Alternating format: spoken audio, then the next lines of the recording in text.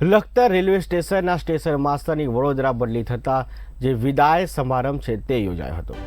Lakhtar railway station માસ્તરનો વિદાય સમારંભનું આયોજન કરવામાં હતું, જ્યાં લખતરથી વડોદરા ખાતે બદલી થતા રેલવે વિભાગ કર્મીઓ દ્વારા આ વિદાય સમારંભનું આયોજન હતું તે કરવામાં આવ્યું હતું। વિદાય સમારંભમાં રેલવે વિભાગ સુરેન્દ્રનગરના ટ્રાફિક ઇન્સ્પેક્ટર કાર્યક્રમમાં ઉપસ્થિત રહ્યા હતા। સાથે લખતર સ્ટેશન માસ્તર તરીકે ફરજ બજાવતા જીતેન્દ્ર જાટની સેવાને રેલવે કર્મીઓ દ્વારા બિરદાવવામાં આવી હતી।